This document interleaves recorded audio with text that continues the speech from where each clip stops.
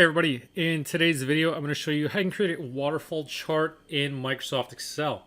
In an earlier video I showed you how to do this in Google Sheets, and the process is pretty similar in Excel.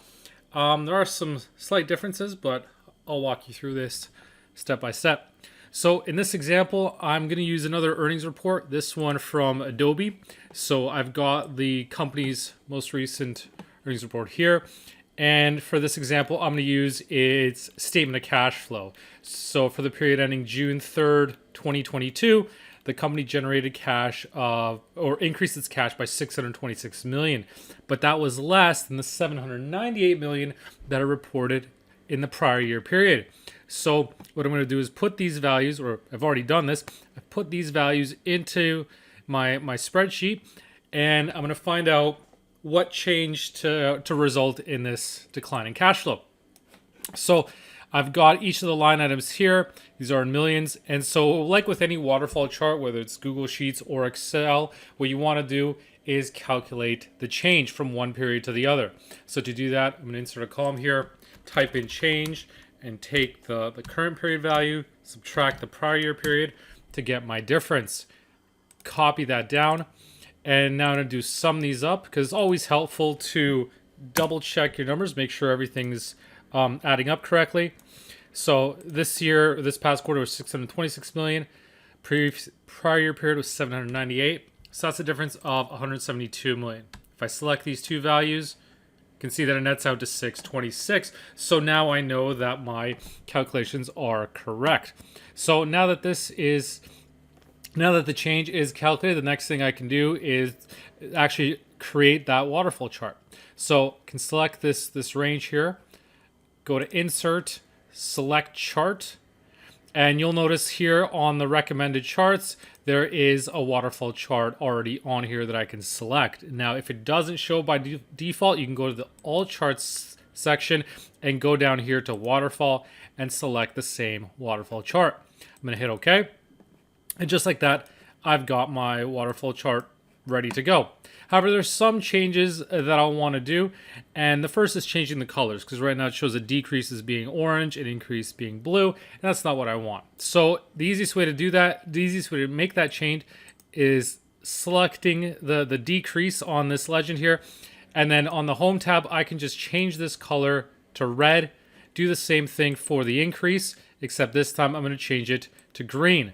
And then if you're happy with the formatting, what you can do is actually get rid of the legend. And so I can change the title to call it, change in cash flow.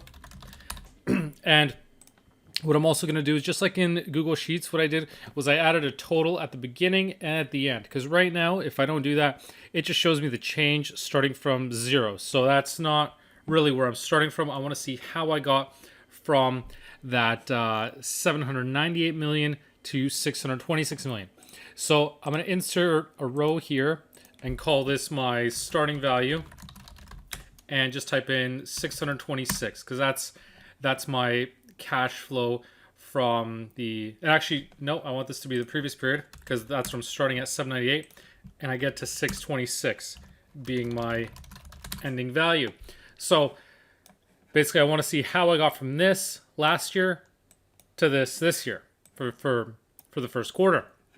Okay, so now that I've added those in there, I need to update my range for this chart. So to do that, I'm going to right click, select data, and the easiest way to update this range is just delete this range in here and then just reselect it. So I'm going to select these values here, hit enter, and now you can see now it's automatically updated. Now the one thing I still want to do though is change these start and end values, because right now you see this ending value is actually being added on top of the cumulative. That's not what I want. Because it has that green bar, it's telling me that it's representing an increase, but I want it to be showing sort of as a total. And so to fix that, I triple click on this to select just this individual bar. There's an option to set it as a total.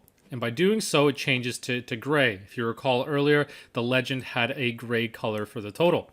If I triple click this, I can do the same thing here for this ending value. And now I've got the same sort of look that I had in my Google Sheets video, where we've got the totals at the start and at the end, so I can see that I started at 6 798 million, and then ended at 626 million, and then all these changes in between occurred.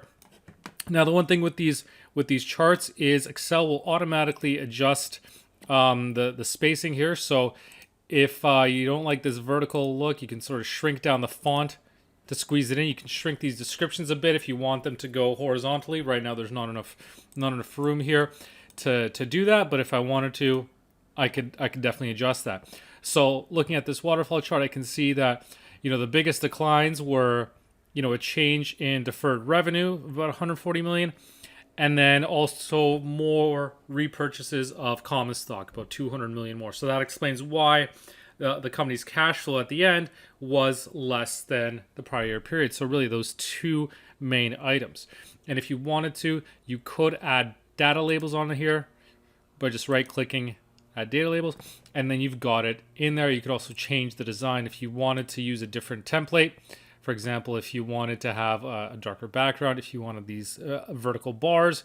So these are all changes you could do manually, but these different styles here make it easy for you to sort of adopt a template and then just make any changes after that. So that's how you can create a waterfall chart in Excel, really similar to how you do it in Google Sheets, just some slight differences like the look of the values and how you change the totals. But the benefit of working in Excel is it sort of makes it one of the default options right when you go to insert charts that Excel detects it pretty quickly what you're doing, because once you've got that change in values, it knows you're probably looking at creating a waterfall chart. And that's really the main takeaway when preparing this data is, one, to make sure that you've got that change from one period to the next so that you can capture that change, because that's ultimately the point of the waterfall chart.